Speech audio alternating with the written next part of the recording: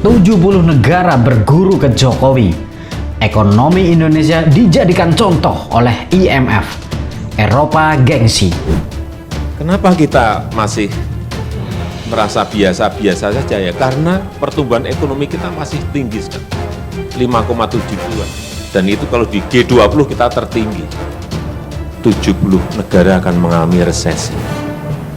Tahun 97-98 saja yang terkena resesi hanya berapa negara, sedikit sekali. Itu sudah mengambrukkan ekonomi kita. Ini 60-70 negara diperkirakan akan ambruk ekonominya. Ini 16 negara sudah menjadi pasien IMF. Dan 36 negara ngantri di depan pintunya IMF, ingin menjadi pasiennya IMF. Artinya keadaannya ini sudah sangat tidak normal. Setiap malam sekarang ini, terhitung angkanya, terakhir yang saya terima, terdapat 825 juta orang tidur dalam kondisi kelaparan. 825 juta.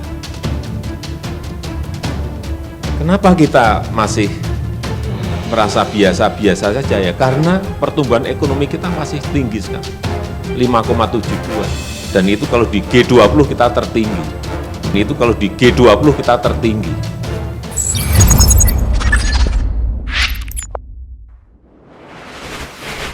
Halo sahabat Bagi Media. Sepertiga negara dunia berguru ekonomi kepada Jokowi. Indonesia akan menjadi tujuan negara-negara yang mengalami resesi untuk belajar dan meniru kebijakan Jokowi. Lebih dari 70 negara mengemis ilmu ekonomi kepada Jokowi.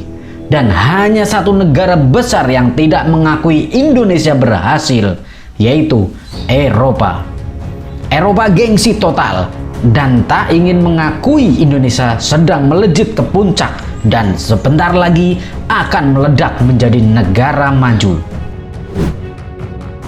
Sahabat Bagi Media, Presiden Joko Widodo menilai ramalan Dana Moneter Internasional (IMF) patut untuk dicermati. Ramalan sepertiga dunia bakal jatuh ke jurang resesi tersebut adalah yang terbesar dalam 2 dekade terakhir. Sepertiga ekonomi dunia artinya jika ada 200 lebih negara, artinya 70 negara akan mengalami resesi. Tahun 97 dan 1998 hanya 8 negara. Sedikit sekali saja itu sudah mengganggu ekonomi kita. Ini 60-70 negara diperkirakan akan ambruk ekonominya. IMF bahkan mengatakan untuk negara yang tidak terkena resesi, ratusan juta rakyatnya akan merasakan seperti negara yang sedang mengalami resesi. Presiden Joko Widodo menilai ramalan Dana Moneter Internasional atau IMF patut untuk dicermati. Ramalan sepertiga dunia bakal jatuh ke jurang resesi tersebut adalah yang terbesar dalam 2 dekade terakhir. Namun, kenapa Indonesia diproyeksikan akan bertumbuh terus ekonominya? Itu adalah sebuah anugerah Tuhan yang diberikan kepada Indonesia yang terus berjuang di jalan kebenaran. Sahabat Bagi Media, Presiden Joko Widodo mengungkapkan dampak negatif pandemi COVID-19 dan peperangan antar Rusia dan Ukraina terhadap masyarakat dunia, salah satunya adalah terkait pangan. Bahkan Jokowi mengatakan setiap malam sekarang ini terhitung angkanya terakhir yang Jokowi terima, terdapat 825 juta orang tidur dalam kondisi kelaparan. 825 juta orang, bayangkan. Namun alhamdulillah sekali warga Indonesia tidak merasakan adanya resesi ini, dan kita harus bersyukur dan terus berjaga-jaga agar terhindar dari musibah besar ini. Karena Indonesia merupakan negara dengan ekonomi pertumbuhan paling tinggi di G20. Dalam kesempatan itu, Jokowi juga mengingatkan agar semua pihak memiliki perasaan yang sama, kalau situasi ekonomi global mengancam semua negara. Perasaan kita harus sama seperti Presiden Jokowi yang terus mengayomi masyarakat kecil dan mengabdi kepada negara. Kalau memang Jokowi patut disanjung, ya Mimin sanjung saja, karena Mimin adalah orang yang jujur.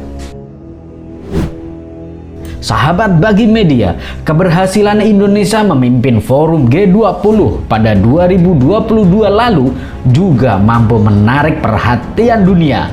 Karena ternyata sejak berakhirnya KTT G20 di Bali November lalu, banyak turis mancanegara yang berkunjung ke Indonesia untuk belajar mengenai ekonomi kepada Jokowi.